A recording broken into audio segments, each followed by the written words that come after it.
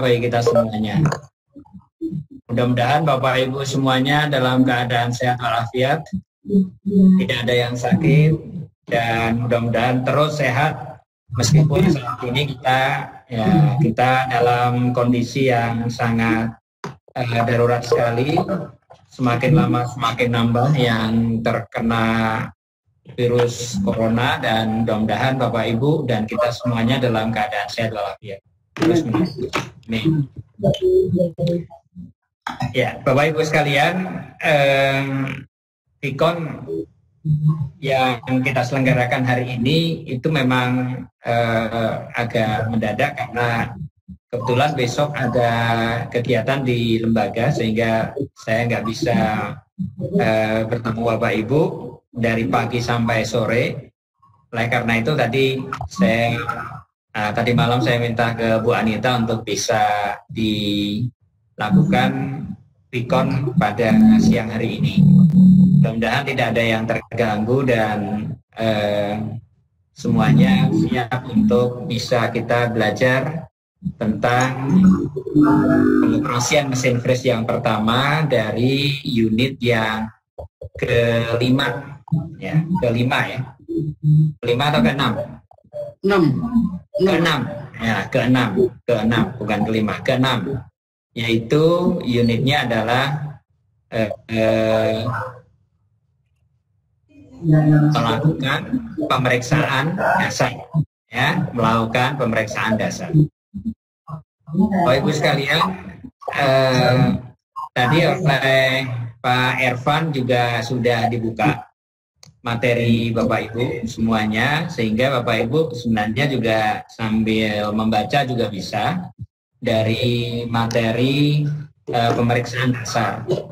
Pemeriksaan dasar ini sebenarnya unitnya itu berbeda dengan pengukuran. Kenapa kok berbeda dengan pengukuran? Kalau pengukuran lebih kepada bagaimana kita menggunakan alat ukur, memilih alat ukur, kemudian kita tahu bagaimana merawat alat ukur.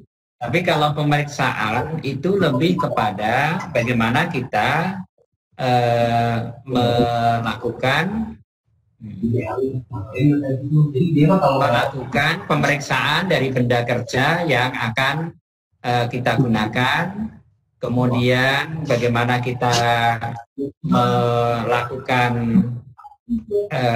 melakukan atau memperlakukan dokumen, ya kan, hasil-hasil pemeriksaan dan seterusnya.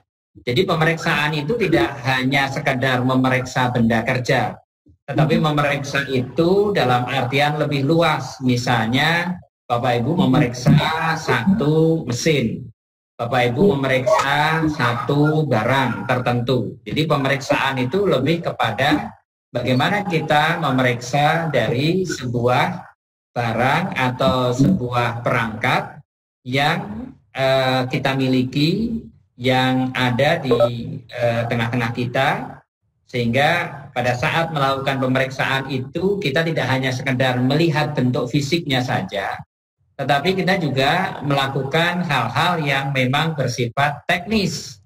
Ada beberapa hal yang nanti bisa Bapak Ibu pelajari. Nah, pada kesempatan kali ini saya akan sharing dengan Bapak Ibu, share konten. Ini ada konten melakukan pemeriksaan dasar. Ya, akan saya coba jelaskan lewat PowerPoint yang ada ya. Nih.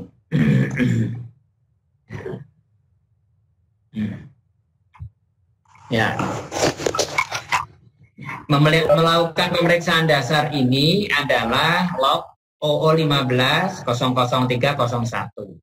Tapi nanti kalau di dalam C-log itu Bapak Ibu juga akan mendapatkan standar yang serupa dengan isi yang tidak jauh berbeda, melakukan pemeriksaan dasar. Jadi untuk saat ini kita tidak menggunakan standar log tapi C-log, tetapi dalam konten yang nanti akan dipelajari tidak jauh dari log yang sudah ada. Nah, apa yang akan dipelajari pada unit ini? Unit ini adalah akan mempelajari bagaimana kita melakukan pemeriksaan, bukan pengukuran ya, pemeriksaan sekali lagi. Pemeriksaan apa? Pemeriksaan sebuah produk. Bisa benda, bisa mesin, bisa apapun terhadap spesifikasi penyimpanan catatan produk. Artinya Bapak Ibu memeriksa sesuatu, kemudian nantinya akan ada spesifikasi catatan produk. Bapak Ibu kan paling tidak kalau memeriksa, tidak hanya sekedar memeriksa barang, seharusnya memeriksa dokumennya dulu. Apa dokumen yang ada di pada barang itu? Seharusnya barang itu bagaimana? Itu yang harus dilihat dulu. Makanya kalau misalnya kita membeli barang apapun, televisi atau apapun, yang harus kita lihat itu bukan barangnya utuh atau tidak, tapi yang kita lihat itu adalah buku manualnya, apa saja sih sebenarnya yang harus ada pada produk ini. Bagaimana seharusnya produk ini. Dan bagaimana cara mengetes produk ini. Itulah sebenarnya yang disebut dengan pemeriksaan. Nah, pemeriksaan tingkat dasar itu adalah sebuah pemeriksaan yang harus kita lakukan terhadap sebuah produk. Itu paling tidak ada beberapa hal yang kita harus lakukan. Supaya nantinya produk yang kita miliki itu atau produk yang ada yang kita periksa itu sesuai dengan spesifikasi catatan dari produk, yaitu buku manualnya, kemudian buku pengiriman barangnya dan seterusnya. Jangan melihat barangnya dulu, tapi melihat dokumennya dulu. Jadi yang dipentingkan itu bukan hanya sekedar barangnya, tapi dokumennya. Oleh karena itu kalau Bapak Ibu mendapatkan bantuan, maka bantuan itu yang harus dilihat dokumennya dulu. Nah, dari dokumen itu baru dilihat barangnya. Cocok nggak antara barang dengan dokumen?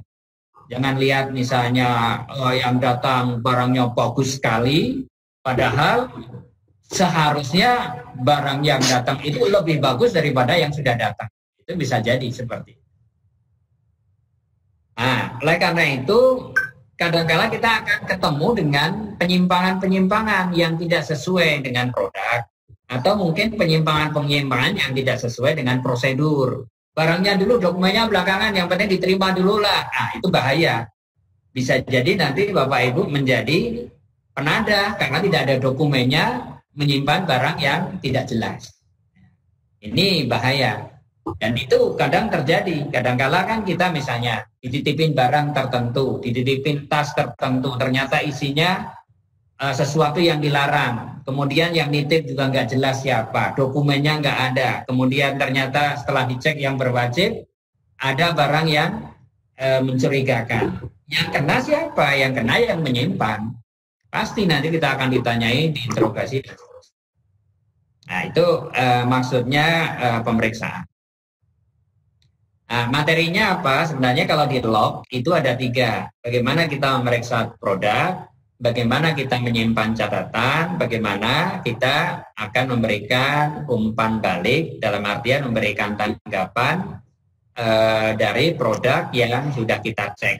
Ya, kekurangannya apa, terus bagaimana caranya, dan seterusnya. Nah, itu 3 materi yang akan kita pelajari. Nah, bagaimana sekarang kita masuk ke memeriksa produk. Jadi kalau kita mau memeriksa produk, pemeriksaan produk, maka cara pemeriksaan produk itu harus seragam. Jangan sampai kita memeriksa produk itu berbeda-beda. Jadi cara memeriksa produk itu harus juga kita kuasai sebelum kita melakukan pemeriksaan. Nah, kalau kita nggak bisa memeriksa, ya kita sebenarnya tidak punya kapasitas untuk melakukan pemeriksaan. Apakah produk ini bagus atau enggak tahu. Ya gimana? Bapak Ibu misalnya menerima mesin yang baru, teknologi baru, kemudian Bapak Ibu menerima, tapi nggak bisa memeriksa. Gimana? Jalan atau enggak tahu. Ini dan dokumennya nggak jelas misalnya, itu juga berbahaya.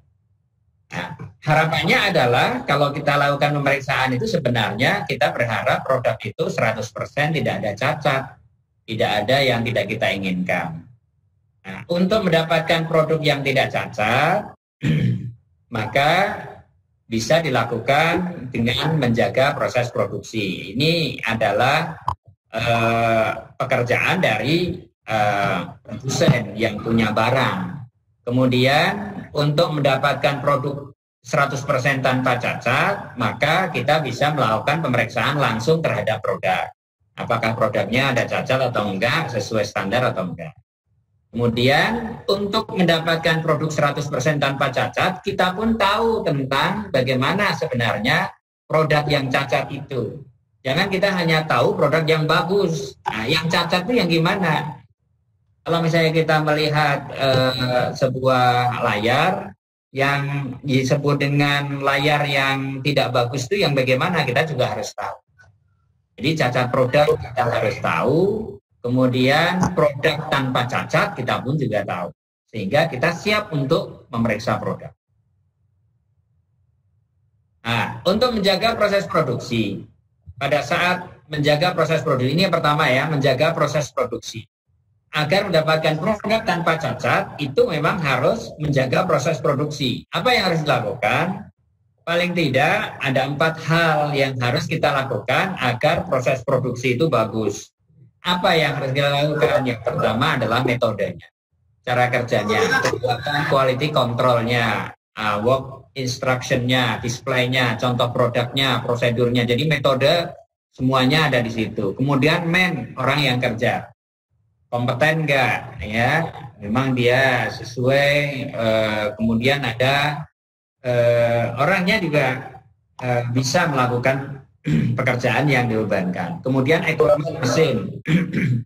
Mesin yang digunakan untuk membuat produk juga bagus. Material ya dilakukan dengan pencatatan pemakaian, pemisahan, penempatan, penanganan material termasuk identifikasi. Jadi kita bisa melihat proses produksinya bagus atau tidak, bisa melihat dari 4 hal ini. Metodenya, manusianya, equipment-nya, dan materialnya.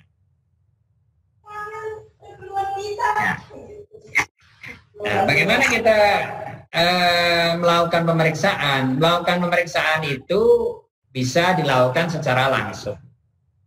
Nah, kalau kita melakukan pemeriksaan secara langsung, maka pemeriksaan secara langsung itu dilakukan dengan acuan pemeriksaan produk, yaitu menggunakan acuan pemeriksaan produk. Apa saja?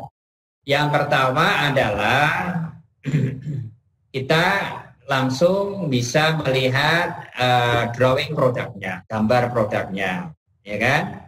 Pemeriksaan langsung dari produk yang mau kita periksa. Kemudian sampelnya, ya kan? Contohnya gimana pemeriksaan langsung. Berarti kalau contohnya bagus, diharapkan produk yang nanti akan datang juga bagus. Kemudian kita juga bisa ada rencana inspeksi. Kemudian ada standar-standar pemeriksaan lainnya. Jadi acuan pemeriksaan produk itu ada 4. Ada drawing produk, approval sampel, kemudian rencana inspeksi, kemudian standar pemeriksaan lainnya. Jadi tiap barang itu memiliki standar pemeriksaan yang berbeda. Sehingga pasti nantinya setelah pemeriksaan kita juga diminta pertanggungjawaban tentang hasil pemeriksaan yang.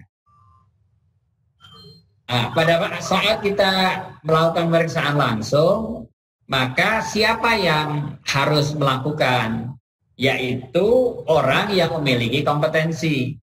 Kompetensi apa? 3 hal yang harus dimiliki. Pemahaman terhadap standar produk yang akan diperiksa. Kemudian pemahaman terhadap kriteria cacat dari produk yang akan diperiksa. Kriteria cacatnya gimana? Kemudian pengetahuan terhadap cacat produk dari yang akan diperiksa. Jadi kita ada paling tidak ada 3 kompetensi. Jadi dia paham terhadap standar produknya, yang bagus yang gini, yang rusak yang begini.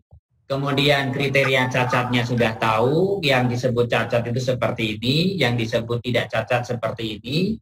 Jadi kriteria cacat itu akan memunculkan toleransi.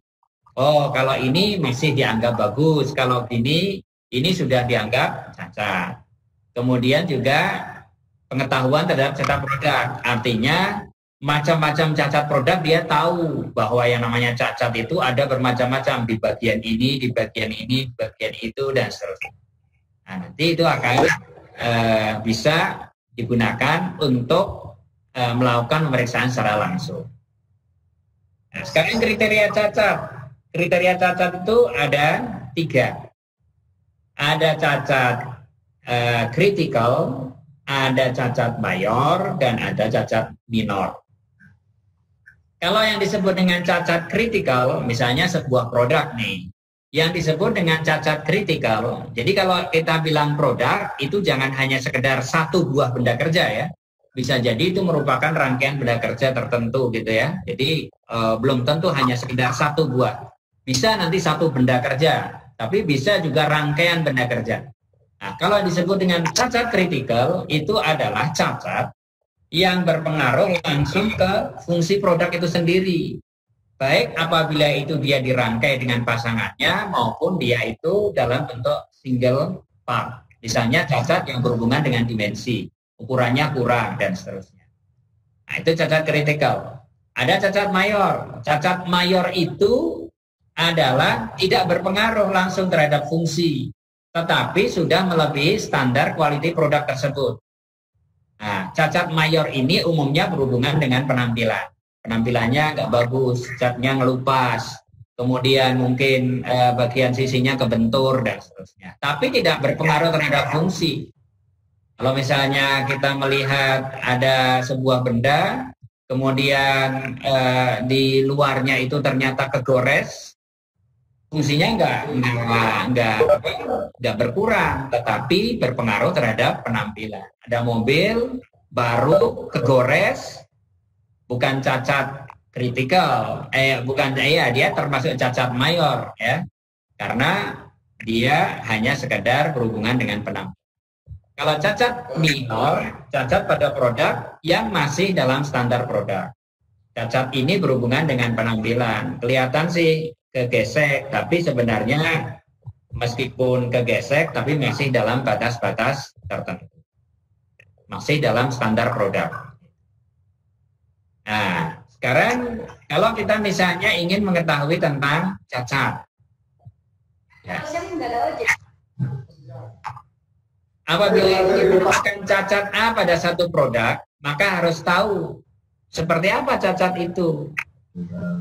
Bila belum tahu cacat A itu seperti apa, tentunya tidak dapat mengatakan bahwa cacat yang ditemukan adalah cacat A. Sehingga kita harus tahu yang disebut dengan cacat produk itu merupakan sebuah kriteria sebagai seorang yang ingin memeriksa. Pada saat kita nggak tahu apa yang disebut dengan cacat tertentu, maka ya kita nggak bisa dikatakan, oh ini adalah cacat, itu barangnya cacat. Kita membeli sesuatu, membeli lampu misalnya, kemudian ternyata lampu tersebut kapnya ternyata peyok gitu, rusak, maka wah ini udah cacat ini barangnya. Nah, tapi dia masih cacat mayor karena masih nyala, ya fungsi lampu kan untuk menerangi. Tapi dari cacat mayor itu penampilannya udah nggak bagus. Nah, kalau kita tahu bahwa nantinya dia tidak jalan, maka dia katakan cacat kritikal. Oke, sekarang bagaimana kita mau menginspeksi produk?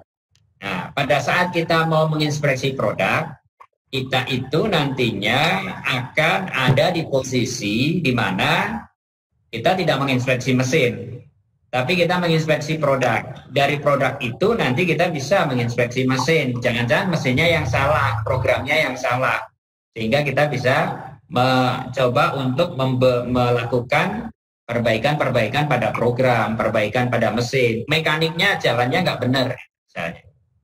Nah, ada mesin menghasilkan produk, kemudian dari produk tersebut, maka 100% pengecekan dilakukan oleh operator. Kemudian nanti dilakukan packing.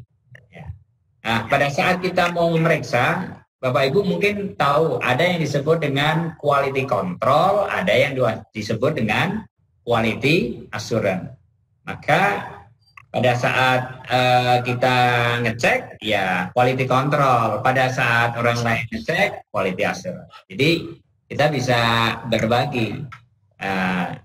QC-nya siapa, QA-nya siapa, ya, quality assurance-nya siapa. Yang memastikan bahwa produk bagus itu siapa, itu harus ada. Kalau tidak ada yang memastikan produk bagus, maka sebenarnya belum ada quality assurance-nya. Quality control-nya udah, tapi quality assurance-nya enggak, belum. Nah, pemeriksaan secara acak sampling dilakukan oleh QC untuk memastikan produk yang sifatnya quality control. Misalnya Bapak Ibu jadi operator, ada 500 produk, maka QC-nya itu adalah operator. Nah, kemudian nantinya sebelum QC itu memastikan produk yang tidak ada penyimpangan, quality untuk proses selanjutnya ataupun bila dikirim ke customer itu akan lebih bagus lagi kalau ada quality assurance yang memastikan. Nah, pemeriksaan acak sampling oleh QC ini sebenarnya nantinya bisa dilakukan dengan menggunakan sampling inspection method. Ada sampling inspection method, metode inspeksi secara acak. Ya. Pemeriksaan secara sampling dilakukan sebagai langkah pemastian kualitas terhadap produksi yang sedang atau sudah dihasilkan setelah melalui seleksi 100% oleh operator. Maka ada yang disebut dengan AQL, Acceptable Quality Limit. Nah, menggunakan metode Acceptable Quality Limit, batasan kualitas yang dapat diterima. Itu ada, jadi ada batasan kualitas yang dapat diterima. AQL adalah standar terendah dari kualitas diperbolehkan saat barang sampel secara terus-menerus diproduksi, bukan di seluruh produksi, diproduksi. Jadi boleh terus. Nah, acceptable quality limitnya juga dia periksa masih bagus. Jadi pahatnya masih bagus, kemudian kolennya juga bagus, kemudian gerakan dari seluruh mesin dari mulai gerakan horizontal, kemudian gerakan vertikal, dan seterusnya jalan dengan bagus. Berarti mesin dalam kondisi bisa berproduksi terus. Tapi pasti dia ada batasan acceptable quality limit. Nah, ada acceptable quality level adalah tingkat penerimaan kualitas. Ya, level atau limit ya, batasan, level. Dalam ilmu statistik dimodelkan dalam sebuah tabel, di mana ada dua tabel yang biasa digunakan, yaitu tabel ukuran sampelnya, berisi jumlah sampel, ya, dan tabel yang dari acceptable quality limit atau quality level. Cuma plugin itu nggak bisa. Asal mula penggunaan AQL tabel adalah oleh pihak militer pada Perang Dunia I. Nah, ini asal muasalnya seperti itu. Nah, ada contoh di dalam di dalam PowerPoint saya buatkan contoh. Ini sebenarnya contoh ini hanya sekedar untuk memberikan gambaran kepada Bapak Ibu bagaimana sebenarnya untuk mengukur sejumlah sampel. Ini misalnya ada kursi ya, ada kursi plastik yang diproduksi, bukan kursi Citos atau bukan kursi yang dilas ya, kursi plastik dengan proses ekstrusi. Ada dalam satu lot atau dalam satu produk itu ada 300 buah. Kemudian dia 300 buah itu diinspeksi. Nah, kemudian maka dia akan mencoba untuk menggunakan acceptable quality level, acceptable quality limit, berapa posisinya, bagusnya di mana, apakah bisa diterima atau tidak untuk sampel-sampel yang sudah diproduksi. Sini ada beberapa contoh. Nah, jadi nanti intinya adalah membandingkan dua tabel. Yang satu tabel AQL, yang acceptable quality, yang satu tabel sampel. Nah, nanti akan dibandingkan, masuk enggak. Nah, ternyata dari kesimpulan yang ada, maka nilai acceptable, accept yang diterima itu 2, yang reject 5 dari 300 itu, dari sampel yang ada. Ya, sampel kursinya ada 50 pieces ya. Kemudian dilihat dilihat di tabel ada 2 dan 5. Kemudian nanti dihitung ada bobot defeknya. Kemudian nanti akan bisa dihitung hasil inspeksi yang ada. Nah, ternyata dari hasil perhitungan, apabila setelah diinspeksi kita temukan defek mayor sebanyak 2 dan defek minor sebanyak 3, maka hasil inspeksi adalah pas. Namun bila ditemukan defek mayor 6, defek minor 4, maka hasil inspeksi adalah fail. Maksudnya apa? Defek mayor itu adalah tadi masalah-masalah yang berhubungan dengan cacat mayor dan cacat minor. Kalau cacat mayornya lebih kecil daripada cacat minor, maka itu masih bisa diterima. Tapi kalau cacat mayornya lebih besar daripada cacat minornya, maka itu fail. Artinya produknya harus diulang atau produknya dihentikan dulu, kemudian dilakukan pengecekan. Itu bisa dilakukan seperti itu. Ya. Oleh karena itu, ada ketentuan AQL, ada normal inspection, ada Tighten inspection, kemudian ada no inspection. Kalau normal inspection, apabila proses produksi berjalan normal biasa. Kemudian kalau Tighten inspection, artinya ada inspeksi yang ketat gitu. Apabila proses produksi tidak berjalan sebagaimana mestinya, sehingga kualitas produk yang dihasilkan tidak stabil. Dimaksudkan untuk langkah sementara sebelum tindakan perbaikan yang dilakukan itu akan efektif. Kalau no inspection dilakukan untuk langkah efisiensi apabila produk yang dihasilkan dalam rentang tertentu tidak pernah ditemukan masalah yang dibuktikan dengan rekapitulasi data inspeksi yang akurat. Jadi kalau normal inspection itu misalnya tetap diambil sampelnya. Tapi kalau no inspection karena emang bagus, mesinnya bagus, kemudian settingannya bagus, alat potongnya bagus, ya, maka semuanya berjalan dengan bagus. Dia untuk jumlah tertentu no inspection. Tapi nanti pada waktu-waktu tertentu tetap dilakukan normal inspection, bisa. Tapi biasanya kalau Tighten inspection itu kalau misalnya peralatannya itu sudah rusak atau mungkin habis diperbaiki, overhaul, nah itu Tighten inspection. Jadi dilihat dulu proses produksinya gimana. Jadi ada produksi yang bagus, ada produksi yang cacat. Ya, maka pada saat kita ingin produksi yang bagus, maka prosesnya pun juga harus bagus.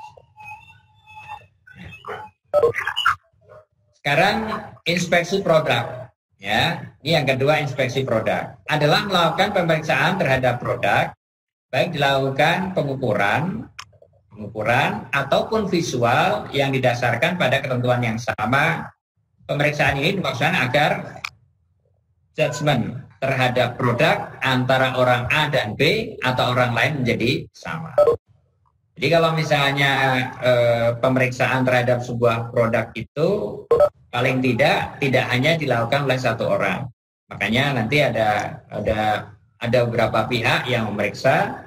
Nah, supaya antara 2 orang atau lebih itu bisa sama, maka dilakukan harus menggunakan ketentuan-ketentuan yang sama. Nah, langkah pemeriksaan. Bagaimana cara melakukan inspeksi? Maka dimensi, yang pertama dimensi, itu dilakukan sesuai dengan drawing. Ya, artinya gambar sesuai. Oh, masuk, masuk, masuk, masuk, masuk. Ini kan nanti akan mencoba menyatukan pendapat antara si pemeriksa A dan si pemeriksa B. Sehingga untuk bisa menyatukan, yang pertama yang dilakukan adalah menggunakan drawing, ya, sesuai dengan drawing. Drawing sheet-nya gimana? Nah, mengisi checklist sesuai. Kemudian secara visual, appearance. Dilakukan secara visual dengan mata dalam waktu tertentu, jarak tertentu, kondisi tertentu, dengan langkah yang berurutan untuk semua permukaan produk. Jadi kalau misalnya kita bawa barang tertentu, HP misalnya, maka waktunya sama, caranya sama, ya kan, kondisinya sama. Kalau suhunya 20 derajat juga sama-sama 20 derajat. Kemudian langkahnya juga urutannya sama. Kalau misalnya depan dulu, kemudian samping, kemudian belakang, kemudian kiri, kanan. Nah, itu persis. Ya, itu adalah pemeriksaan visual.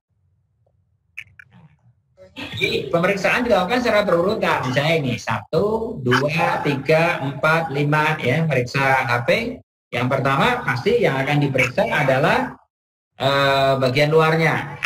Nah, ininya gimana? LCD-nya gimana? LCD-nya pecah atau enggak? Depan. Kemudian bagian samping, ya, dari kanan ke kiri atau dari kiri ke kanan. Nah, ini tergantung perjanjian dari dua orang itu. Jadi mereka punya standar tersendiri. Ya. Oke. Nah, sekarang gimana ketentuan dalam menginspeksi produk? Ini. Kalau kita mau menginspeksi produk, memeriksa produk, maka harus dilakukan dalam jarak yang tertentu. Jarak pandang satu orang dengan yang lain tidak boleh berbeda. Bila orang A inspeksi jarak pandang 30, maka B juga. Harus dilakukan dalam waktu yang sama. Kalau ini untuk satu permukaan 5 menit, ya yang lain juga 5 menit. Jadi jangan sampai yang satu 1 menit, yang satu 5 menit, yang satu 15 menit, satu lagi 30 menit. Barangkali yang 30 menit akan bisa ketemu cacatnya gitu ya. Atau mungkin nanti akan punya perbedaan persepsi. Makanya harus dilakukan dengan waktu yang sama. Harus dilakukan dalam kondisi pencahayaan yang sama. Jadi kalau kita mengukur cahaya, ya berarti kita harus lihat ruangannya, kemudian benda yang akan kita periksa, kemudian juga kesehatan dari si pemeriksa, terutama yang terkait dengan mata.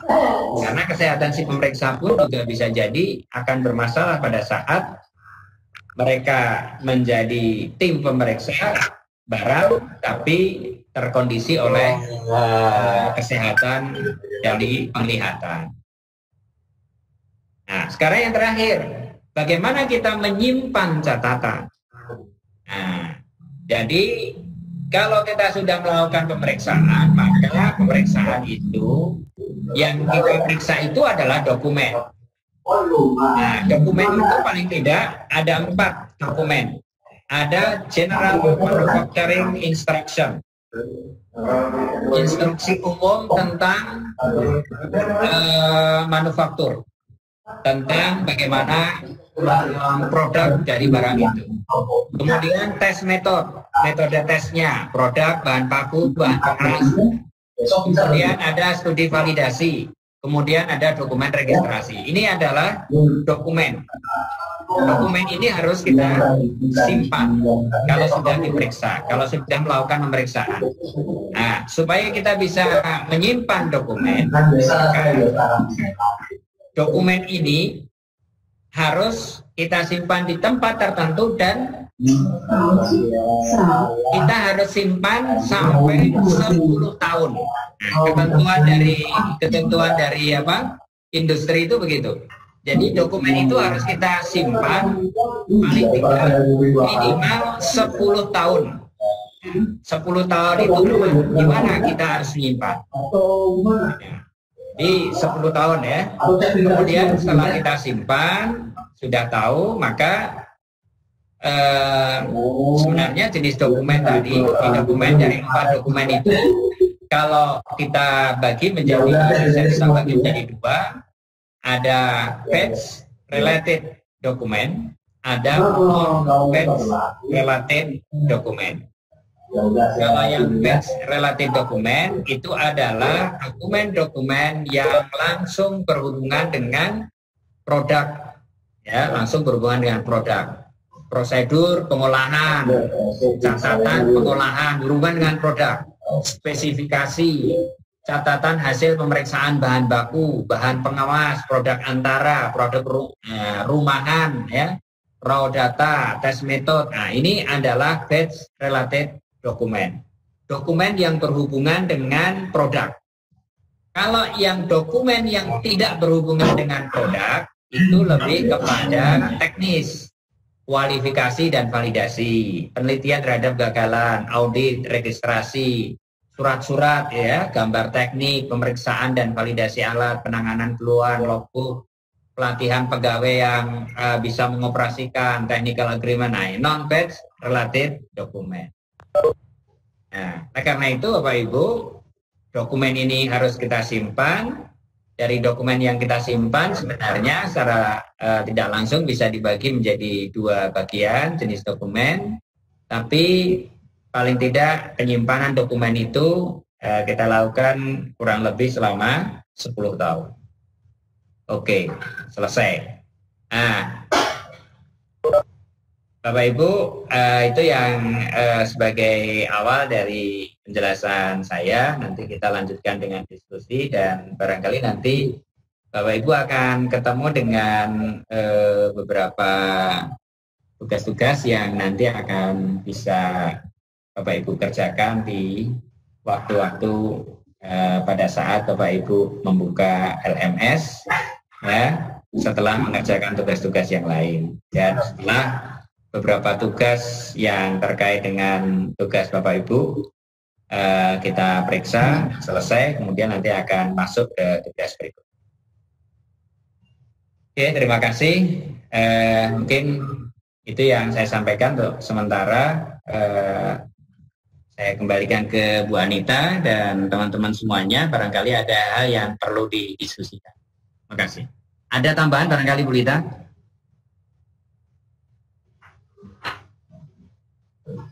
Sudah cukup lengkap tadi penjelasannya, saya rasa. Mungkin kita diskusi saja dengan Bapak dan Ibu. Tidak. Pikiran makan udah pasti bergabung. Oh, Ibu udah ya. Oh, Singkong sudah. Program sudah.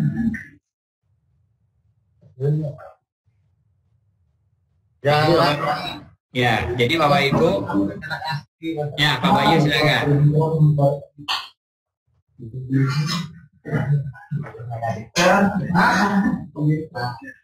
Bagi mesin itu berapa lagi? Pertama untungnya 11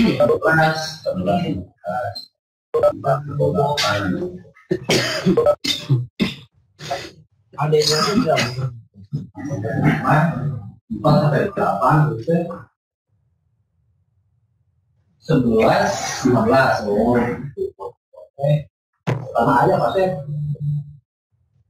Kenapa saya menyampaikan minggu keempat kali minggu kelima belum? Ya. halo? Ya, Pak Dedi ya? Laporan. Iya Pak. Ya. Saya akan mencoba menyampaikan apa yang sudah saya lakukan Pak. Ini pengalaman yang ada di sekolah Pak. Assalamualaikum warahmatullahi wabarakatuh.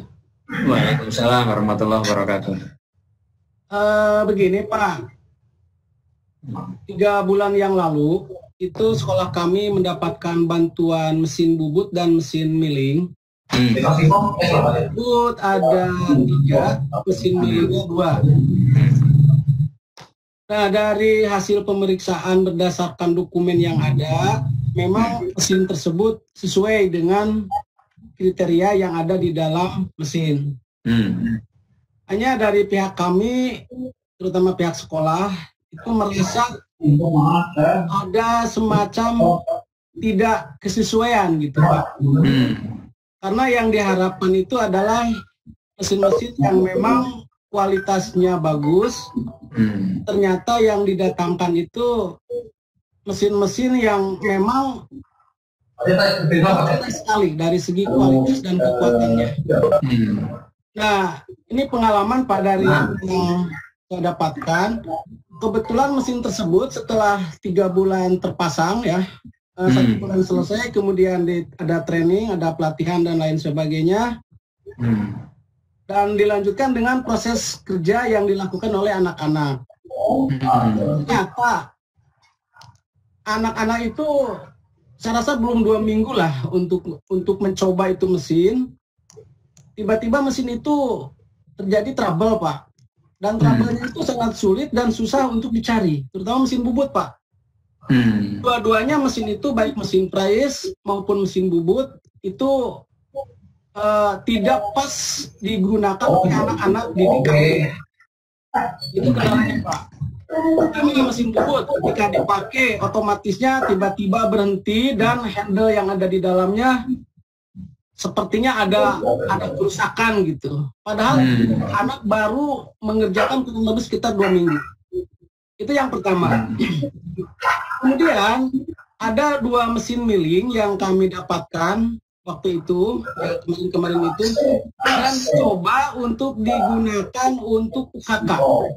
Kebetulan sebelum virus corona ini ada, kan anak-anak sedang melaksanakan proses kerja untuk pembuatan UKK. Tapi ternyata mesin tersebut, Pak, kebetulan untuk pembuatan kemarin itu apa ya, lupa saya nama benar kerjanya. Itu nggak bisa Pak digunakan. Karena pertama dari ragumnya, kualitas ragum itu sangat rendah, udah kasar, udah tidak presisi, kemudian putarannya pun juga goyangannya sangat besar, sehingga melakukan proses itu sangat tidak bisa sekali, setengah aja Pak, sangat tidak cocok gitu. Akhirnya 2 mesin tersebut sepakat jangan dipakai dulu, biarkan saja. Nah seperti itu yang kami merasa kebingungan kalau pengaduan seperti itu mana. Karena apa yang saya inginkan itu sesuai dengan kriteria yang dilakukan oleh sekolah gitu Pak. Mungkin itu aja Pak. Ini sebagai keluhan aja Pak. Warahmatullahi wabarakatuh. Wah, udah bahas. Ya, Bapak Ibu yang tolong di-mute semua ya. Bu Juliana di-mute. Pak Sarusi di-mute. Ya, jadi yang dialami oleh Pak Dedi ya, masalah itu mungkin banyak terjadi. Yang paling penting bersama Bapak Ibu. Ya. Siapa kan lempeng, jualnya. Kagok ya. Wanita di mood Amin. Ya kan naik, kamu di sewa motor. Jadi itu kupis iya. Gede. Ya. Bentar. Ya. Naik ya. Naik. Ya, silakan. Ya. Jadi pada saat Pak Dedi menerima mesin, seharusnya memang yang pertama yang harus diperiksa adalah tentang fasilitas yang ada di mesin. Kemudian yang kedua, yang ditanyakan itu sales servisnya. Jadi perbaikannya gimana ini kalau misalnya terjadi kerusakan? Nah, seharusnya nanti sebagai yang mengirim atau yang memberikan mesin, yang melatih untuk keterampilan, ada pelatihan, itu akan memberikan solusi. Nah, dia akan memberikan solusi. Nah, kita juga sebenarnya di PEMPATK seperti itu. Misalnya kita punya mesin baru, kemudian ada masalah, maka masalah itu langsung kita kontakkan dengan yang bersangkutan, yang mengirim mesin. Kalau misalnya Pak Dedi ya, itu mesinnya misalnya ini dari perusahaan A atau kawan lama misalnya A, Pak Dedi tinggal telepon aja. Nah, itu biasanya langsung akan mendapatkan penanganan, akan bisa langsung dibetulkan, bahkan nanti pada saat perbaikan kita diupayakan untuk bisa ikut dalam melakukan perbaikan, sehingga tahu masalahnya apa, cara mengatasinya gimana, sehingga masalah itu tidak akan terulang pada saat terjadi permasalahan yang sama. Itu seperti itu. Nah, umumnya yang kita dapatkan bantuan, karena memang namanya kan bantuan ya.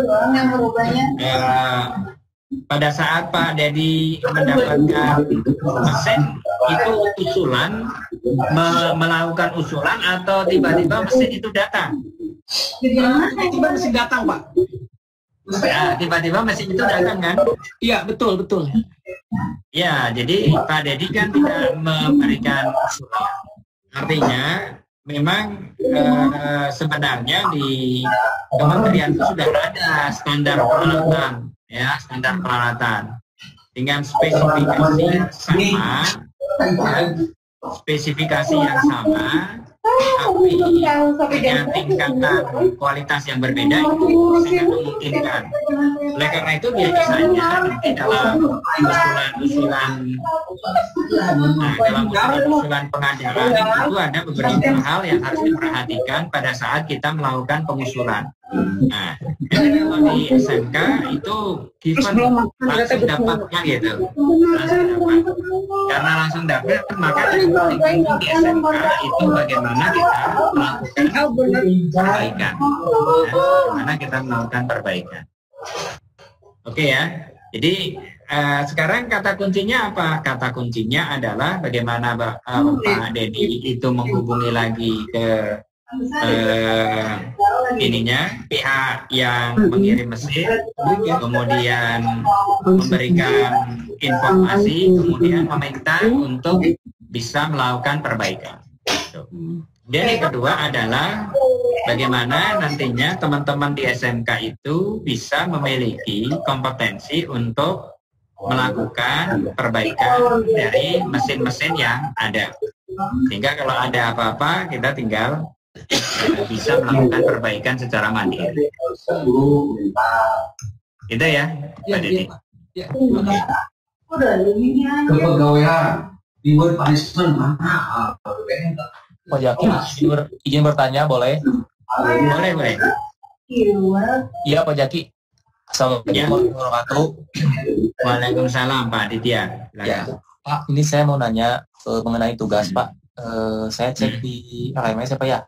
Tugas praktiknya belum diperiksa Pak. Jadi saya tidak bisa buka tugas yang lain atau buka materi yang lain sama tugas yang lain. Mohon lanjuti Pak gitu. Bagaimana? Ya, terima kasih. Assalamualaikum. Ya. Waalaikumsalam warahmatullahi wabarakatuh.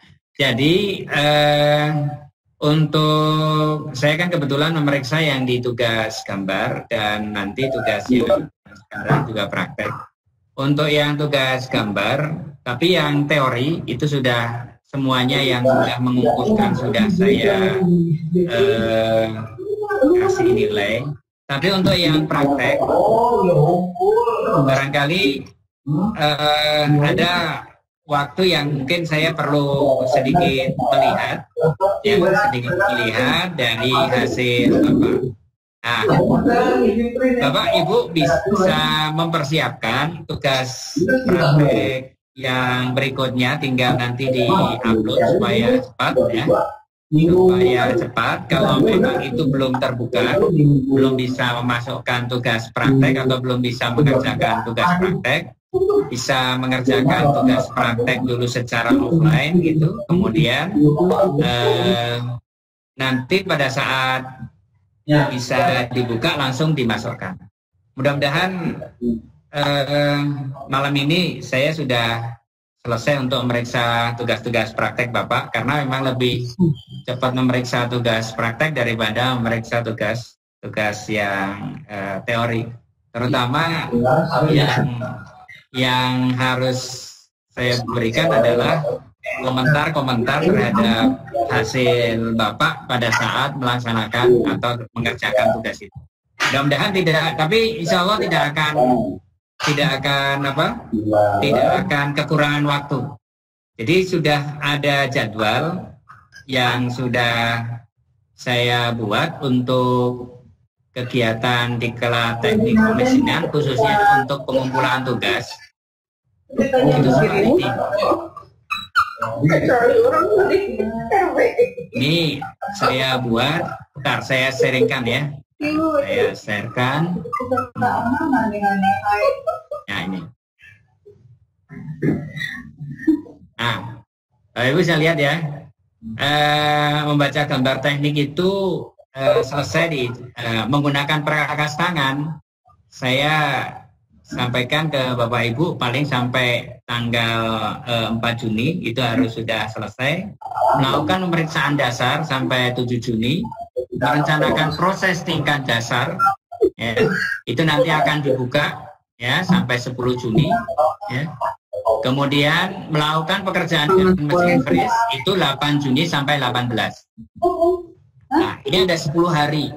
Untuk yang melakukan pekerjaan dengan mesin freeze, mungkin nanti saya akan banyak ini video, mencoba untuk melakukan menggunakan video, karena tidak akan mungkin kalau misalnya pada saat Bapak Ibu belajar secara online itu bagaimana cara melakukan setting di meja freeze, bagaimana kita memasang benda kerja, bagaimana kita menghilangkan bagian yang tajam dan seterusnya. Nah, makanya nanti itu yang sudah saya buat jadwalnya. Insya Allah untuk yang tugas praktek gambar nanti yang hari ini mungkin saya sudah sampaikan ke Bapak Ibu semuanya untuk nilainya.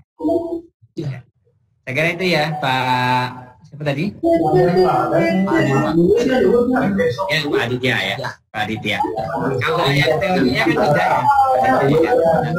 Assalamualaikum warahmatullahi wabarakatuh.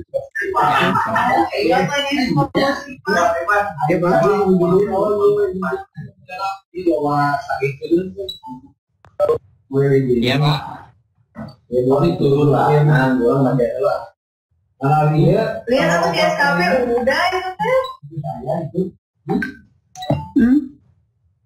Udah pada ngisi lemarian?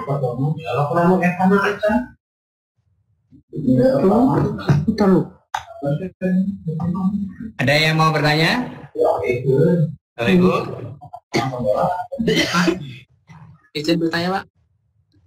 Ya, silakan. Pak Ramdan. Ya, Pak Zaki. Assalamualaikum warahmatullahi wabarakatuh. Waalaikumsalam. Pak Zaki, ada yang mau saya tanya Pak. Yang pertama nih Pak ya. Tadi Bapak bicara masalah AQL Pak ya. Ya. Kalau boleh mah Pak, boleh tidak saya minta contoh AQL-nya Pak? Ya syukur-syukur kan bisa dipraktekkan kita nanti di sekolah gitu loh Pak. Itu yang pertama Pak ya, minta contoh AQL. Terus yang kedua nih Pak, tadi Bapak bicara masalah normal inspection, tighten inspection, dan no inspection. Apakah untuk metode no inspection itu dilaksanakan? Karena setahu saya kalau no inspection itu dilaksanakan, dikhawatirkan apakah prosedur mutunya akan berkurang mungkin Pak. Jadi menurut saya kayaknya no inspection kayaknya jarang sekali untuk dilaksanakan di industri. Biasanya gitu loh. Ya. Nah, menurut Bapak gimana Pak? Ya. Oke. Yo. Nah, saya akan tayangkan lagi ya, sebentar. Saya akan share lagi untuk tayangan. Saya akan jawab yang nomor 2 dulu.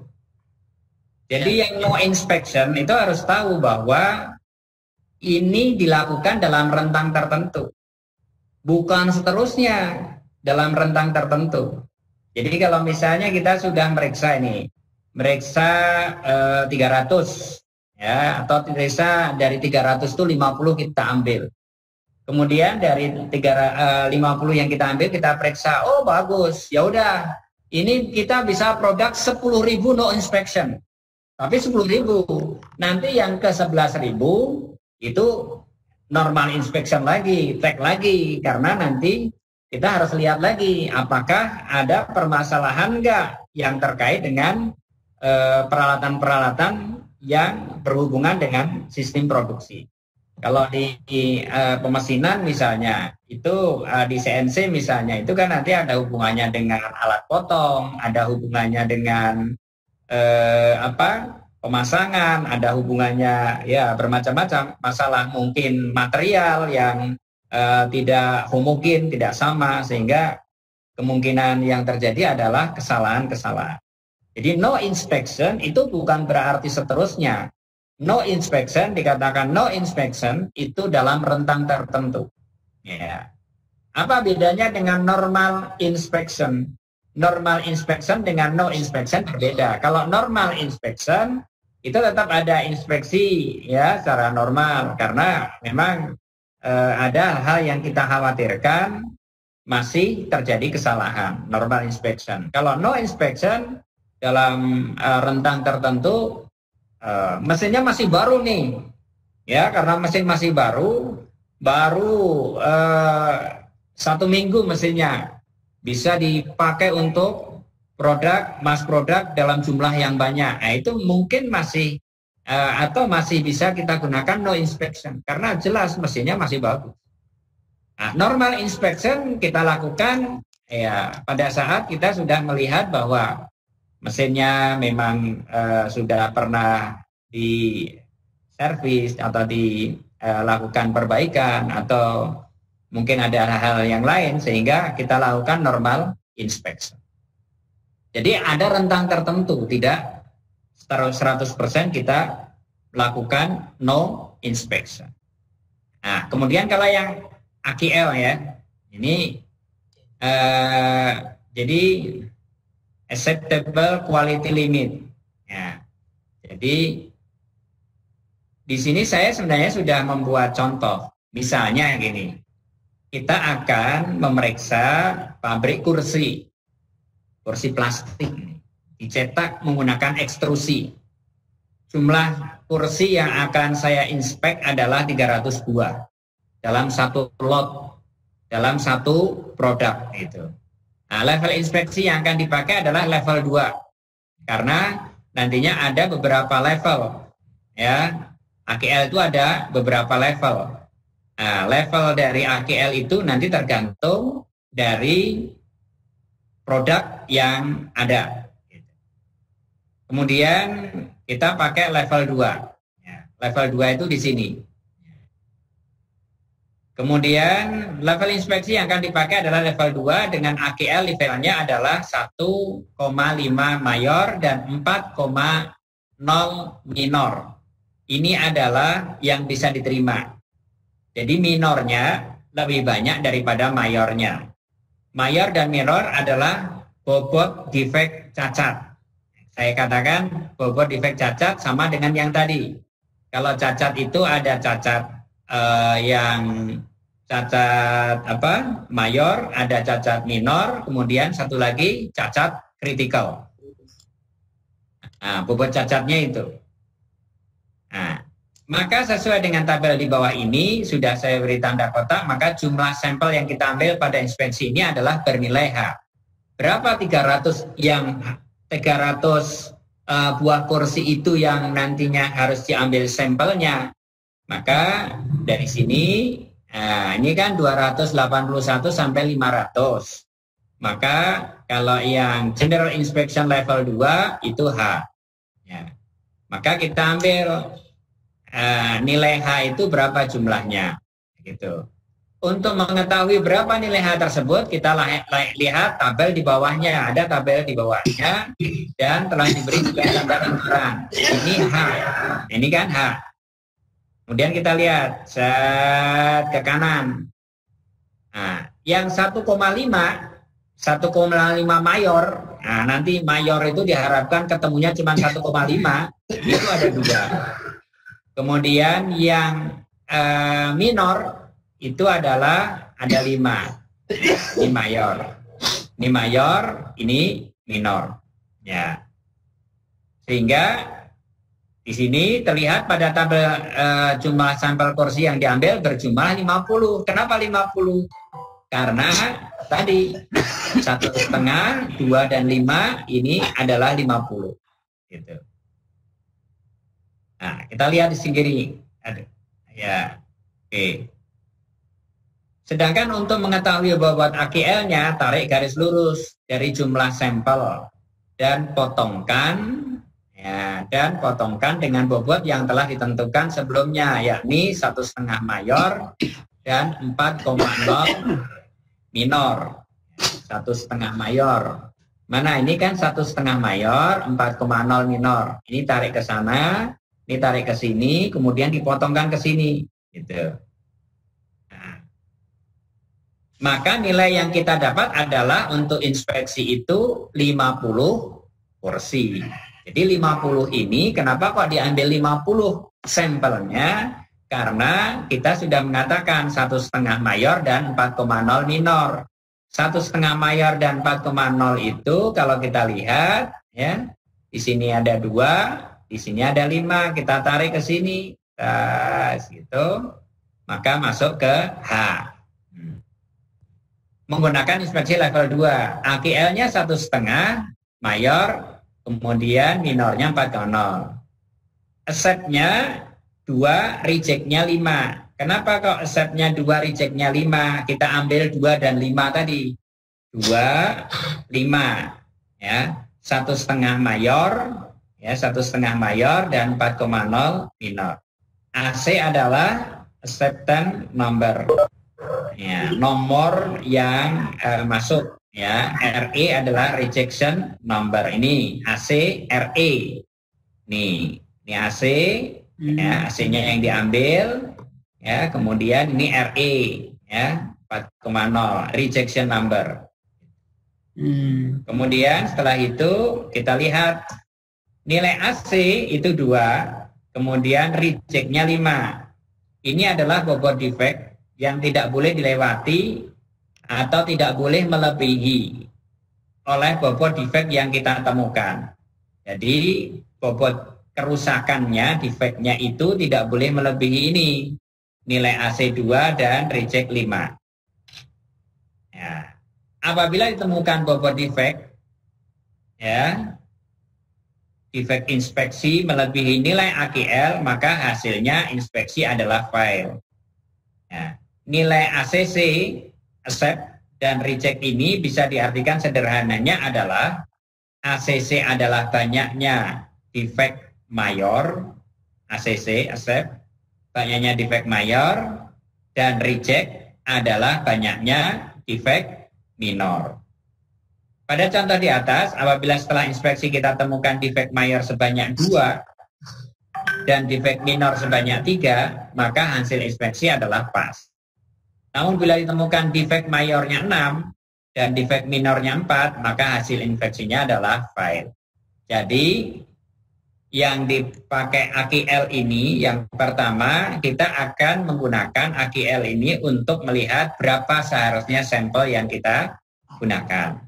Kemudian yang kedua, pada saat kita sudah mendapatkan sampel yang kita gunakan, kita lakukan pemeriksaan.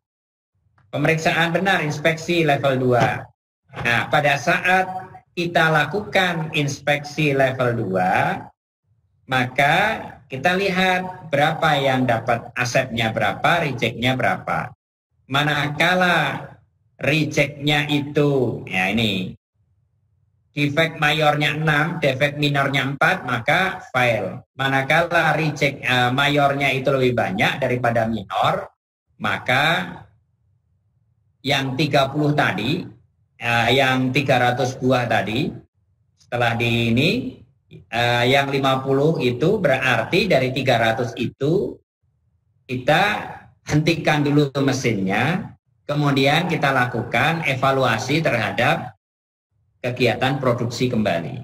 Ini ternyata dari 301 lot itu diambil 50, ternyata yang gagal lebih banyak daripada yang tidak gagal. Ya, berapa? Angkanya berapa? Dari 50 yang diperiksa, kalau misalnya dia masih mayornya 6, minornya 4, ya gagal. Tapi kalau mayornya 2, ya, minornya 3, berarti aman. Jadi AQL ini sebenarnya lebih cenderung yang pertama untuk mengambil jumlah sampelnya berapa, yang kedua untuk menentukan minor dan mayornya berapa. 50 minor dan mayornya 2 dan 5. Nah, harusnya seperti itu. Kalau 2 yang di minor, mayornya 5, aman. Tapi kalau mayornya kebalikan, mayornya lebih besar daripada minornya, wah nggak aman. Jadi mayor itu, ya cacat mayor itu selalu harus lebih kecil daripada cacat mayor. Ya, minor. Jadi mayor itu harus lebih kecil daripada minor. Ya, kita lihat di sini. Nah, cacat mayor itu tidak berpengaruh langsung terhadap fungsi, tapi melebihi standar quality product. Maka ini harus kecil. Kalau cacat minor boleh banyak, karena apa? Masih dalam standar produk. Ya, mungkin seperti itu. Jadi Bapak Ibu tabelnya bisa download juga bisa, ya, ambil tabel AQL. Nanti akan keluar, Bapak Ibu bisa download. Bapak punya produk berapa, harus sampelnya berapa. Kalau Bapak Ibu pakai statistik yang biasa juga nggak apa-apa. Tapi kalau ini memang jelas, ini kita gunakan untuk perhitungan di industri. Ya. Atau mungkin nanti Bu Lita di teknik industri juga banyak akan membahas tentang bagaimana kita bisa melakukan produksi atau bisa menentukan cacat produk. Saya kira itu. Mungkin Bu Lita mau nambahkan? Kurang lebih sama Pak, kalau saya juga seperti itu. Untuk mengecek cacat tampang. Yeah. Kira ada yang lain, Bapak Ibu? Masih, Pak.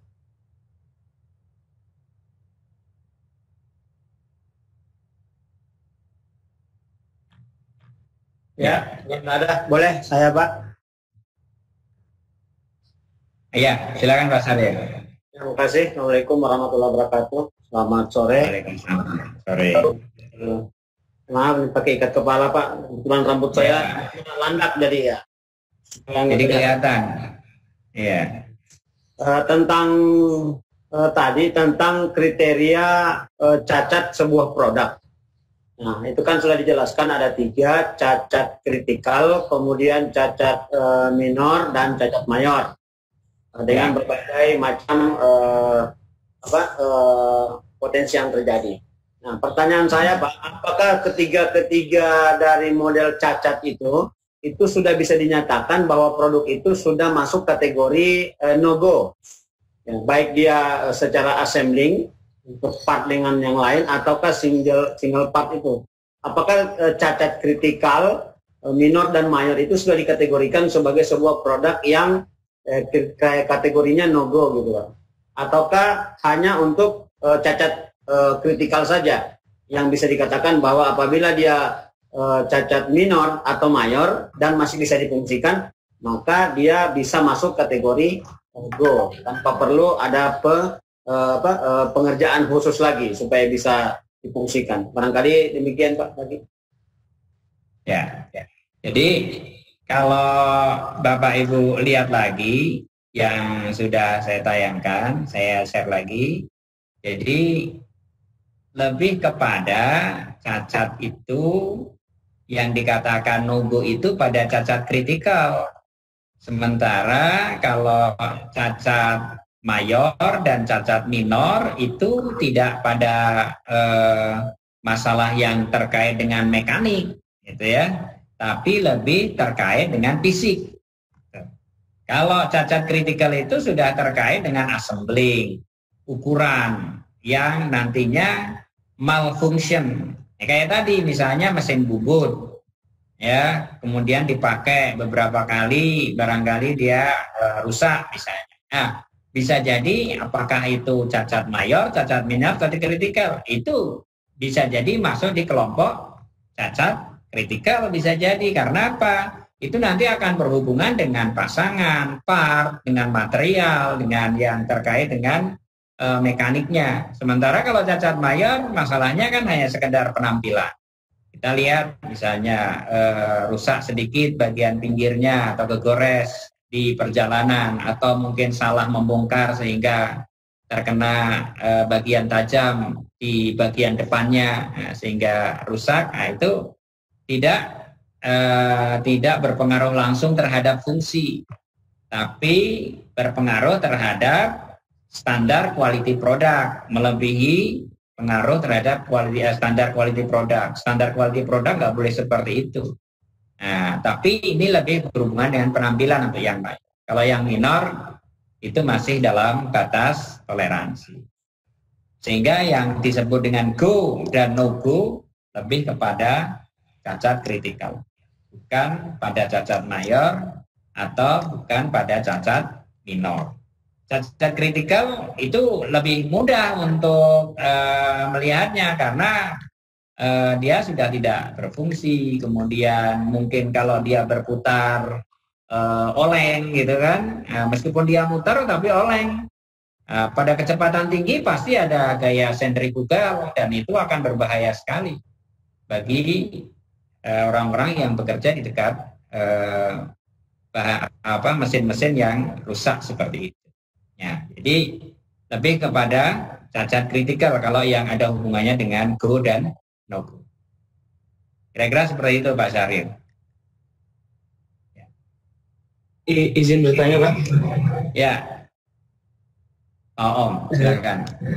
Ini Pak, perihal yang saya simak dari paparan barusan ini mungkin lebih kepada produksi massal Pak ya, dalam arti produk-produk yang jumlahnya banyak itu dipesan oleh instansi atau oleh konsumen dengan jumlah banyak.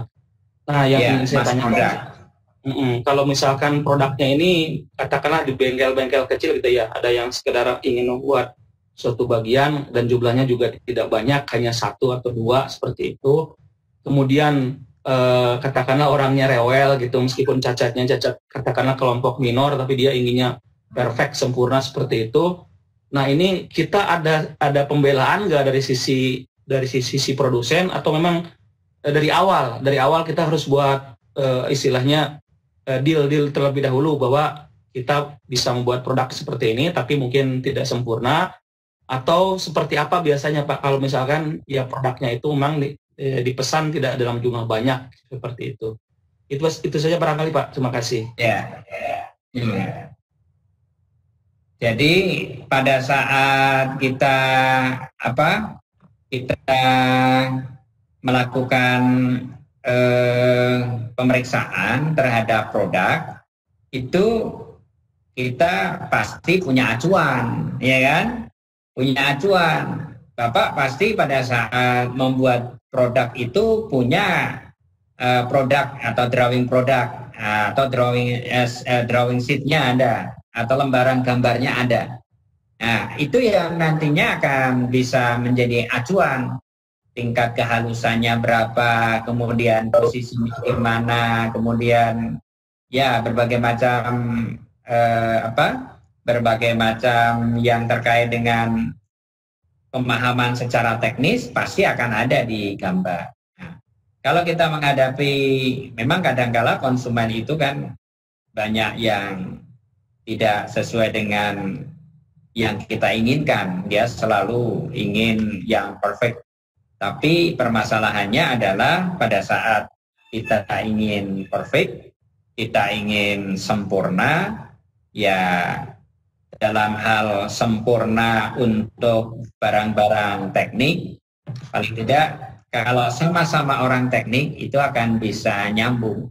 Tapi kalau dia bukan orang yang teknik, yang biasa kerja atau dia tahu barang-barang yang lebih kepada bagaimana cara memproduksi dan apa yang terjadi dengan peralatan-peralatan yang kita gunakan, mungkin dia tidak mau terima. Bisa jadi kan dia lihatnya produk dengan menggunakan CNC misalnya, sementara kita kerjakan dengan manual misalnya.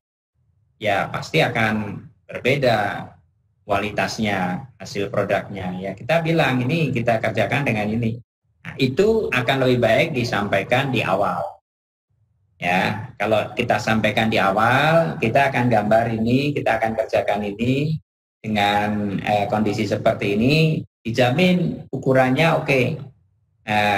Nanti untuk kualitas, kehalusan dan sebagainya, mungkin punya produk-produk yang serupa yang sudah bisa kita sampaikan kepada konsumen terhadap kemungkinan-kemungkinan kalau dia misalnya ingin atau dia protes atau dia tidak menerima dengan produk yang sudah dihasilkan.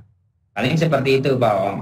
Karena di tayangan saya juga tadi itu ada bahwa pada saat kita melakukan pemeriksaan maka kita harus ada drawing produk atau mungkin ada sampelnya Pak. Nah, sampelnya mana? Oh, ini sampelnya juga kayak gini, kan gitu. Nah, kemudian juga supaya tidak terjadi hal-hal yang tidak diinginkan, Bapak kesinilah ada rencana inspeksi, silahkan lihat cara kerja kami, nanti dicek misalnya, sama-sama ngecek. Ini kan acuan-acuan pemeriksaan produk yang untuk mengurangi terjadi gesekan antara yang bekerja dengan konsumen.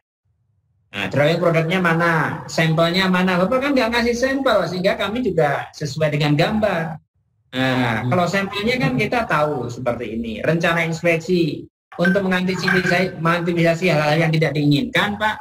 Bapak mau ke sini kapan? Kami akan mengerjakan. Nanti secara bertahap silakan diukur.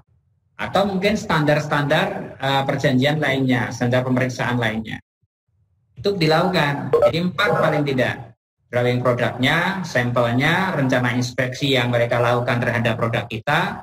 Dan yang keempat adalah mungkin ada hal yang lain yang mau disampaikan atau yang dijadikan sebagai bahan untuk melakukan pemeriksaan produk yang kita hasilkan. Gitu ya Pak Om ya. Jadi kita menghindari hal yang tidak diinginkan. Oke siap Pak, terima kasih Pak. Ya. Kalau yang standar appearance tadi Pak yang bisa ditampilkan kembali yang terakhir Pak ini, itu standar appearance lainnya itu apakah dikhususkan untuk sesuai permintaan customer Pak atau secara umum pengguna produk? Ya, nah, ini standar appearance itu, standar appearance itu tergantung dari bendanya. Nah, bendanya apa yang mau di produk? Kue, ya kan berarti kan dirasain berapa orang misalnya. Atau mungkin apa, tergantung. Nah, standar appearance lainnya itu nantinya Bapak Ibu bisa melihat standar-standar apa yang harus muncul pada produk tersebut untuk melakukan pemeriksaan, ya, untuk bisa dilakukan pemeriksaan terhadap produk itu, bahwa produk itu bagus, produk ini nggak bagus, apa yang menjadi patokannya. Ini standar appearance-nya harus jelas. Kalau drawing produk jelas, sampelnya ada, rencana inspeksi udah, nah standar referensinya apa lagi? Mungkin masalah yang mengecewakan itu misalnya standarnya waktu misalnya, ya boleh, nggak apa-apa. Saya pengen pokoknya ini harus jadi, ya sekian, sampelnya ini, inspeksinya ada, waktu misalnya, atau lagi standar apa lagi, ya itu tergantung dari konsumen. Ini kan sebenarnya untuk melakukan meningkatkan kepuasan pelanggan, meningkatkan kualitas kepuasan pelanggan. Itu Pak. Ya. Penyimpanan dokumen tadi Pak Zaki, mengapa apakah distandarkan selama 10 tahun atau memang karena kebutuhan saja Pak? Ya, itu standarnya. Jadi standarnya nyimpan dokumen itu 10 tahun. 10 tahun. Standarnya. Tapi kalau misalnya akan lebih bagus sih kalau yang dokumen yang General Manufacturing Instruction ini bisa lebih lama lagi. Misalnya, Bapak Ibu punya mesin bubut, dibeli tahun 80, masih ada manual booknya, itu bagus. Kita kan pernah kunjungan ke Polman, Polman ya. Itu dilihatin dokumen dia tentang mesin-mesin yang dia miliki semuanya ada. Dari dokumen-dokumen yang terkait dengan pembelian, dokumen yang terkait dengan instruksi kerja, sampai dokumen-dokumen yang terkait dengan perbaikan. Nah, ini juga tes metode ini sebenarnya nanti akan ada metode-metode pengetesan, pengemasan dan seterusnya, yaitu nanti juga perlu disimpan. Ya, sehingga nanti kita bisa lihat apa? Lihat dari rekod mesin atau peralatan yang kita periksa. Oh, tahun sekian ini pernah rusak, tahun sekian pernah di overhaul, tahun sekian pernah dibongkar ini, bulan sekian pernah dibongkar. Itu menurut ketentuannya paling tidak dokumen-dokumen itu disimpan bisa dibuka kembali di 10 tahun. Ya, 10 tahun itu bisa dilihat lagi, bisa tersimpan dengan baik. Ya, makanya Bapak Ibu menyiapkan itu penyimpanan catatan yang baik itu di lemari, kemudian jelas dokumen-dokumennya. Itu sulit, tapi harus dilakukan. Kadang-kala kita mau membongkar mesin, kalau kita cari misalnya sistem kelistrikannya, itu akan menjadi mudah kalau masih ada buku manualnya, tapi setelah kita cari buku manualnya susah, kita meraba-raba jadi malah merubah sistem kelistrikan dari mesin itu sendiri. Itu ya terjadi seperti itu. Oke, jadi batasnya 10 tahun biasanya.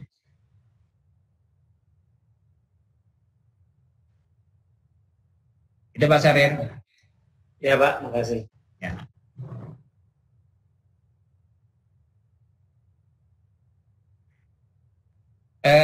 Bapak Ibu, ini kita masih punya waktu sampai tanggal 20. Kita akan melakukan Vicon di minggu ini 2 kali. Yang pertama sekarang, nanti yang kedua rencananya kalau di tulisan itu kan hari Sabtu ya. Hari Sabtu kita pakai waktu yang biasa dari mulai jam 10 sampai jam 12 ya. Kita masuk seperti itu. Kemudian nanti pekan berikutnya ya, minggu yang ke-5 ya. Minggu yang keempat ini, minggu yang kelima. Minggu yang kelima itu nanti juga kita akan ada Vicon lagi. Ya, kita rancang aja gimana kalau Vicon kita itu tiap hari Rabu dan hari Jumat, atau hari Rabu dan hari Sabtu, atau hari Kamis dan hari Sabtu. Oh, bisa Rabu Jumat, Pak. Rabu Jumat. Iya. Jamnya jam berapa? Kalau Jumat habis sholat Jumatan, Pak. Ya, berarti seperti ini ya, jam 1 sampai jam 3. Betul. Kalau Sabtu banyak terganggu, Pak. Ada gitu. Keluarga, ada ya macam-macam lah. Oke. Kita sepakati gitu, Pak Om, Pak Sarin, Rabu Jumat. Saya aja Pak, setuju Pak. Saya sebagai Pak. Ikut aja, Pak. Bu Juliana, setuju? Setuju Pak. Ya, oke, nanti Bu Anita kita bisa buat jadwal sampai terakhir untuk pelaksanaan Vicon hari Rabu dan hari Jumat. Berarti minggu ini juga, pekan ini juga hari Jumat jam 1 sampai jam 3 begitu. Oh ya. Jadi minggu ini Jumat Pak ya? Ya, minggu ini Jumat ya. Jadi Bapak Ibu. Ya, siap. Ya. Baik Pak. Oke. Jadi Jumat, kemudian minggu depan hari Rabu juga jam 1 sampai jam 3. Kemudian depannya lagi, ini kan minggu keempat ya.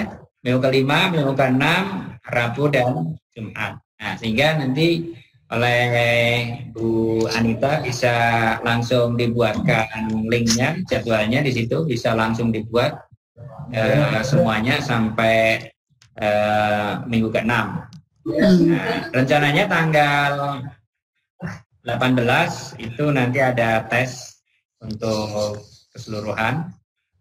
Ya, sebelumnya nanti untuk yang fresh itu pertemuannya memang lama, 10 hari ya, 10 hari waktu untuk ininya, belajarnya. Kemudian dari 10 hari itu kalau nggak salah nanti Bapak Ibu akan 3 kali Vicon ya. Karena yang 5 hari atau 2 kali Vicon bisa jadi seperti ya. Atau 2 kali 3 kali Vicon bisa, atau 4 kali Vicon. Nanti kita lihat waktunya. Nah, fresh saya juga akan lebih banyak di kantor untuk pelaksanaan Viconnya supaya Bapak Ibu juga bisa melihat pengerjaan dengan menggunakan mesin fresh. Ya Pak, kami samina wa atona saja Pak. Ya, Bapak Ibu ada nggak yang di sekolahnya tidak ada mesin fresh? Saya adanya Semua ada semua, Pak. kan? Hah? Ada Pak. Ada semua kan? Saya tidak ada Pak. Gimana? Ada yang nggak ada Pak. Hah? Saya yang di Subang nggak ada Pak. Di Subang bareng dengan Pak Om itu nggak ada. Oh gitu. Iya Pak. Iya Pak. Adanya price bor Pak, mesin bor tapi yang Frank. Ya, Sabun fresh. ya. WordPress. Yang vertikal Nanti ya. Pak Om dikirim sama Pak Jaki Pak Om. amin. Amin. Ya. Mudah-mudahan ada WordPress. juga. Tapi WordPress itu juga bisa untuk yang vertikal kan? Ya, artinya kan Iya, bisa, Pak. Vertikal. Artinya fresh itu sebenarnya kan nanti kita akan bisa bagi menjadi beberapa kelompok ya. Ada yang universal, ada yang vertikal, ada yang horizontal. Nah, salah satu yang vertikal itu yang WordPress tadi.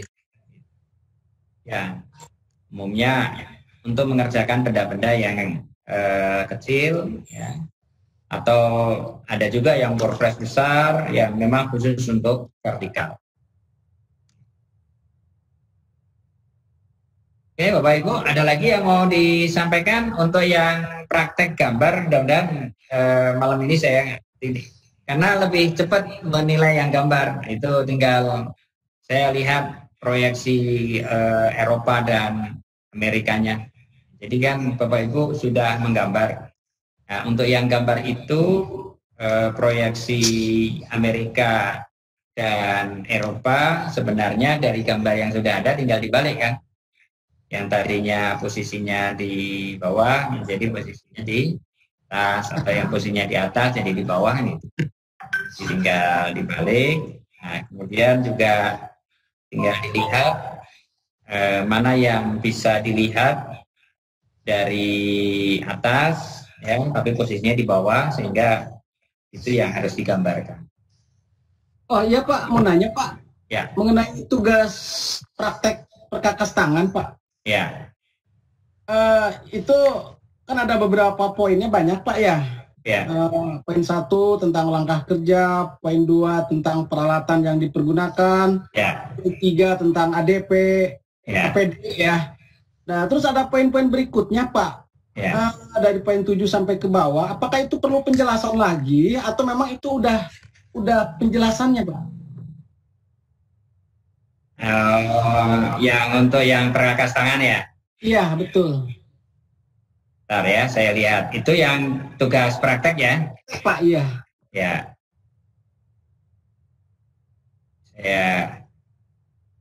Saya perlihatkan tugas praktek.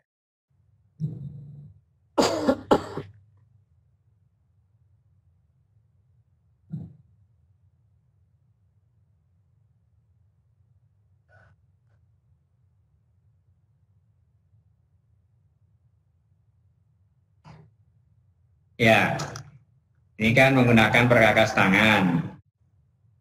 Ya, betul Pak. Ya, ini ya. Ya. Mikir, melukis, susun rencana kerja. Iya. Tentukan semua alat. Dengan membuat job sheet ya. Perhatikan bahan yang dibutuhkan, perhatikan keselamatan kerja. Ini kan membuat job sheet nih. Ya. Lebih kepada membuat job sheet, membuat langkah kerja, ya, peralatan yang dibutuhkan, kemudian tindakan keamanan, ya, itu. Nah, nomor 7 coba Pak. Ya, nomor 7, speedlah ini. Iya. Speedlah benda kerja untuk mengerjakan bidang sesuatu sesuai prosedur. Ini kan kalau misalnya Bapak Ibu melaksanakan praktek ya. Betul, kalau bisa dilakukan Pak ya. Ya, kalau misalnya kalau Bapak Ibu tidak melakukan berarti ini kan langsung yang nomor 8. Pilihlah alat potong. Alat potong yang digunakan. Kemudian bentuk bidang 1 rata. Nah, Bapak Ibu nanti pada saat mau menjawab ini kan langkah ya, langkah kegiatan yang harus dilakukan membuat produk. Betul. Ya. Jadi yang bisa dijawab rencana kerja, alat, ya, APD, kemudian kondisi kerja, ya. Yang bisa dijawab. Nah, yang bisa dijelaskan. Misalnya begini, membentuk bidang 1, nah, dipilih serta lakukan sesuai prosedur. Nah, prosedur membentuk bidang 1. Iya. Nah, periksa hasil pekerjaan dengan alat periksa ukur sesuai prosedur. Prosedur memeriksa hasil pekerjaan. Nah, gimana? Bentuk bidang 2, nah, lakukan sesuai prosedur. Prosedur membentuk bidang. Nah, nanti Bapak Ibu bisa menyampaikan itu prosedur apa. Prosedur. Oh iya. Paham Pak, paham. Ya. Oke ya, itu aja sih sebenarnya. Cukup Pak, cukup. Ya. Oke. Pak Jaki. Ya. Mau nanya perihal yang itu tugas praktek tadi. Ya. Di gambar ini dengan Ahmad Suhada dari SMK 2. Oh iya, di gambar itu yang pertama di gambarnya ukurannya itu dimensinya panjang 100, lebarnya 38 dan tebalnya 20. Sedangkan di etiket itu tidak sesuai. Ada 70-nya Pak. Ya. 10 dan 16. Itunya tebalnya 16. Itu yang dipakai berarti dari gambar kerjanya ya Pak ya? Iya, betul. Yang dipakai gambar kerjanya. Yang kedua, di sini di gambar itu ada pembentukan sudut 45 derajat. Sedangkan di instruksi kerjanya di poin-poin nomor 1 sampai 19 itu tidak tercantum pembentukan sudut 45 derajat. Apakah kita tambahkan saja sesuai dengan gambar saja atau gimana? Di sini tidak ada menggergaji ya? Enggak. Menggergajinya hanya untuk yang celah. Sedangkan untuk membentuk sudut 45 derajat tidak dijelaskan di sana. Tambahkan aja sama Bapak. Tambahkan aja ya? Iya, ditambahkan aja. Jadi di poinnya berarti nama bukan 19 tapi 20 ya? Ya, 20 poin. Ya. Nah, pas 20. Ya. Ya, ditambahkan aja. Jadi nanti masukkan di langkah setelah ini yang bentuk bidang 1, 2, 3, 4, 5 rata siku, lukis lagi bidang 1 alat bantu, ini bidang 1, bentuk bidang radius, bentuk sudut radius. Nah, ini tadi pada saat lukis ini kan ada nanti termasuk lukisan untuk yang 45 derajat. Kemudian bentuk bidang radius, nah ini bentuk alur. Kemudian di sini nomor 19-nya ini buatlah sudut 45 derajat. Baru nanti terakhir tetap buatlah teks huruf. Sehingga di sini sebenarnya yang nomor 19 itu jadi nomor 20. Ya. Nah, ini nomor 20 ini bentuk alur celah, ini bentuklah gitu ya. Sudut 45 derajat. 45 derajat. Ya. Berarti digergaji dulu ya, gergaji tangan atau pakai power tool? Pakai tangan. Hand power. Ya, kan ini celah secara manual kan? Nah, Ya. secara manual kan?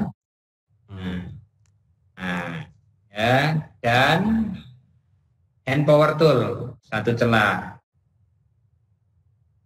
Dan lakukan sesuai prosedur. Hand power tool ini menggunakan apa? Menggunakan ininya ya. Gergaji tangan. Gergaji. Ya, gergaji tangan kan? Manual kan? Ya, secara manual menggunakan hand power tool. Ya, hand power tool. Udah. Dan lakukan sesuai prosedur. Udah tambahan itu. Di sini aja. Kalau ini kan lukislah bidang 1 dengan alat bantu bahan tersedia untuk menandai bidang yang akan dikerjakan sesuai prosedur. Ini kan semua yang akan dikerjakan ditandain ya, dilukis termasuk yang ini kan. Radiusnya itu 10 dua-duanya apa ya? Iya. 10 dua-duanya. Ya, makasih Pak. Ya, nanti tinggal menjelaskan sesuai prosedur prosedurnya apa? Prosedur gimana? Ya, ya. Oke. Kasih. Ya, makasih Pak. Ya. Jaki, Ya. Jaki. Ya, Pak Ramdan gimana? Nah, nyangkut yang tadi Pak. Kalau saya boleh tidak Pak yang poin 1 sampai 20 itu saya jabarkan lewat rencana kerja Pak. Boleh aja. Jadi Boleh jawaban aja. saya nggak per poin 1 sampai 20 gitu Pak. Ya. Ya. Jadi bentuknya sudah berbentuk rencana kerja. Ya, nanti kan ada gambar ya, rencana kerja mau apa, kemudian ya Bapak silakan. Ya, itu nanti misalnya dari 1 sampai 20. Nah, ini kan sesuai prosedur. Nah, ini kan nanti rencana kerja, kemudian Pak Ramdan menjelaskan menjadi berapa poin jadi. Iya.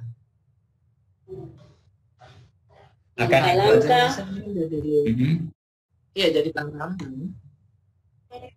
Sebenarnya sih kalau misalnya ini kan susun rencana kerja sudah, ya kan? Gambar kerja lampir, langkah kerjanya sudah ada, kemudian dikerjakan, nah kemudian nanti itu sudah terlampir. Bisa menjawab ini, bisa juga pakai yang Pak Ramdan, silahkan ya Pak. Ya. Kalau konfirmasi Mas Zaki, ya saya agak mirip dengan Pak Ramdan. Itu menjawab ke-20 item ini dalam bentuk eksposisi kegiatan, Pak. Jadi saya wacananya seolah-olah ya, jadi menceritakan dari awal. Jadi misalnya alat dan bahan, kemudian alat-alat ukur yang digunakan dan bagaimana membentuk semua bagian bidang-bidang itu dari 1 sampai 5, kemudian memberikan tanda garis-garis dan membentuk radius, sudut, kemudian alur celah itu sampai stempel huruf dan angka, Pak. Jadi dalam bentuk nggak apa-apa. Silakan, nggak apa-apa. Boleh seperti itu, nggak boleh pakai model rencana kerja juga nggak apa-apa. Silakan, bisa dipakai ya, bisa digunakan. Artinya gini, kalau misalnya kita mau membuat rencana kerja, boleh seperti itu. Mau menjawab satu-satu, nggak apa-apa. Itu tinggal nanti bagaimana Bapak Ibu lebih enak menggunakan cara yang mana. Oke, itu aja. Cukup? Pak Jaki. Ya. Pak Jaki. Ya. Saya Hilman, Pak. Ya, Pak Hilman. Untuk pengerjaan tugas praktek, kalau saya lebih cenderung mengacu ke indikator unjuk kerja yang di atas tuh Bapak. Di ini. Yang di atas aja. Oh, ini. Nah, kalau itu kan itu malahan cakupannya lebih komprehensif lagi, Pak. Jadi semua sampai A sampai F itu semua terwakili semua jadi itu, Pak. Karena yang ya sebagai indikatornya ya itu yang dari A sampai A itu, Pak. Boleh nggak, Pak? Itu, Pak? Kalau menggunakan ini mampu memilih perkakas tangan, mampu menggunakan perkakas tangan kan ini, makanya menggunakan indikator yang nanti akan dijelaskan ke sini. Tapi nanti pada saat menggunakan indikator, Pak Hilman, tolong disangkutkan dengan pekerjaan yang dikerjakan, sehingga tahu bahwa sebenarnya indikator ini itu adalah menjawab pertanyaan yang mana atau dilakukan oleh pekerjaan yang mana gitu. Ya sampai kan, gitu. Pak, sampai ke perawatan gitu kan, terus sampai ke ke atas lagi tuh. Ya. Terus dimunculkan ke masalah mengenali perkakas tangan yang rusak, terus melaksanakan perawatan dan sampai menyimpan perkakas. Ya. Nah, ini kan waktu melakukan perawatan berkala. Memang kalau menggunakan indikator unjuk kerja itu tidak spesifik ke job jadinya gitu. Justru mungkin kan nggak bisa spesifik di job. Bisa, Pak, itu kalau nggak salah yang poin B-nya justru, Pak. Yang bisa ya, sudah nggak apa-apa. Ya boleh, silahkan aja. Ya boleh, silahkan. Yang ini yang poin 1. Meskipun berbeda, tapi intinya adalah bahwa Bapak Ibu tahu bagaimana memilih peralatan, menggunakan peralatan, kemudian melakukan pekerjaan, ya, kemudian nantinya pada saat-saat tertentu memastikan pada saat menggunakan peralatan itu waktunya sesuai dengan yang diharapkan. Jadi setelah ini nanti diukur dulu, setelah ini nanti ukur. Cara ngukurnya seperti ini. Gitu. Itu aja yang dipastikan. Misalnya Bapak Ibu cara melukis misalnya jelasin. Kemudian cara menggergaji supaya lurus jelasin. Kemudian cara mengikir lengkung jelasin. Nah, Bapak Ibu kalau yang belum pernah sama sekali gimana? Yang belum pernah sama sekali, Bapak Ibu bisa coba baca dari beberapa bahan bacaan yang bisa ditambahkan dari bacaan-bacaan yang sudah ada. Ya kan bisa dari internet, dari mana saja, atau mungkin dari bahan-bahan bacaan di sekolah Bapak Ibu yang mungkin bisa menambah materi atau bisa menambah kompetensi Bapak Ibu, sehingga meskipun belum bisa praktek, tapi minimal sudah tahu caranya. Yang penting itu sekarang. Sudah tahu caranya gimana, meskipun belum pernah praktek. Gak apa-apa. Dan itu nanti pada saat Bapak Ibu harus melakukan praktek, paling tidak pengetahuan Bapak Ibu nanti akan diuji di praktek. Benar atau enggak?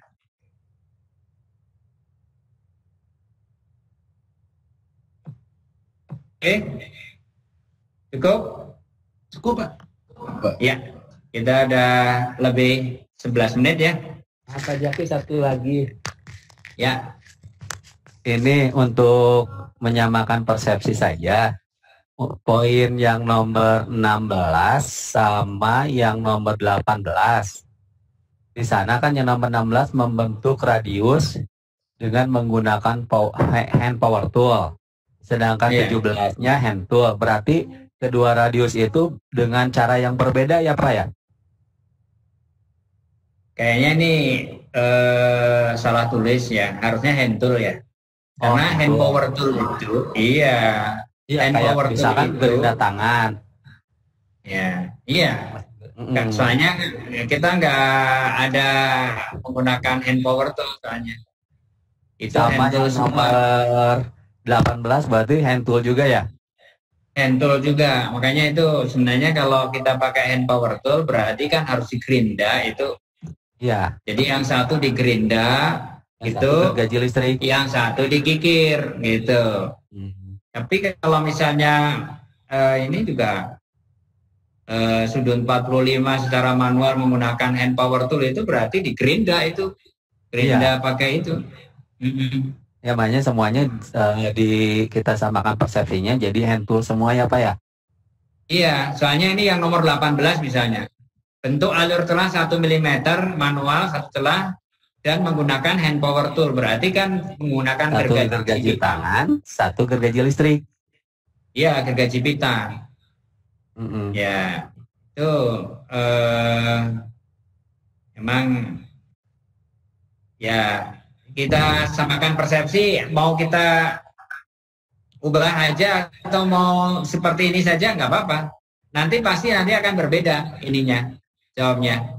Seragam aja udah sesuai apa adanya aja ya. Oh gitu, ya mangga. Ya, apa adanya aja. Kalau hand power tool nanti Bapak Ibu mencoba sendiri hand power tool karena di situ tulisannya hand power tool. Ya, berarti kalau hand power tool Bapak Ibu harus menggunakan gerinda. Iya. Iya kan? Menggunakan gerinda. Jadi kan kalau membuat radius itu pakai hand power tool berarti menggunakan gerinda. Satu lagi radius menggunakan hand tool berarti secara manual dikikir. Iya. Ya. Sama juga dengan yang celah ya Pak ya? Iya. Yang satu pakai gergaji pita. Yang satu pakai gergaji tangan. Iya. Iya. Karena ini kan apa-apa. Nanti alat-alat juga. Ini menambah khasanah dari Bapak Ibu tahu tentang hand power tool-nya. Tidak hanya hand tool. Padahal sebenarnya yang dipelajari jobnya itu adalah hand tool. Peralatan tangan, menggunakan peralatan tangan, bukan menggunakan peralatan tangan bertenaga. Iya. Ya kan? Iya, betul. Jadi memang menggunakan peralatan tangan. Nah, tapi karena ada dua bidang, yang satu menggunakan peralatan tangan, yang satu menggunakan peralatan tangan bertenaga, kalau boleh aja ya. Ya, makasih Pak. Kalau nanti ada kesulitan-kesulitan, tolong bisa ini aja. Bisa kita selesaikan di itu ya, diskusi ya. Baik Pak, terima kasih Pak. Ya, terima kasih. Oke, Bapak Ibu sekalian, Bu Rita ada tambahan? Ini kalau yang ingat cukup Pak Jaki. Siapa ya? Oh. Kasih cangkep. Masuk di input. Masuk di input. Bu Anita, kita akhiri aja. Ya, Pak. Ya, boleh. kita akhiri cukup ya. Ya. Terima kasih Bapak, Pak Jaki dan Ibu Lita. Suara saya terdengar sama. Jelas, suara saya terdengar? Ya. Jelas sekali. Terdengar, Bu. Oh, ya, jelas. Ya. Alhamdulillah Pak bisa mentoring pada hari ini.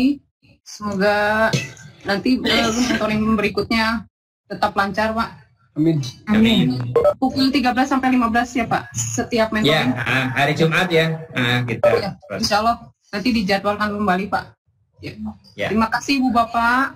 Bersama Ibu. Sama Bu Anita. Assalamualaikum warahmatullahi wabarakatuh. Waalaikumsalam warahmatullahi wabarakatuh.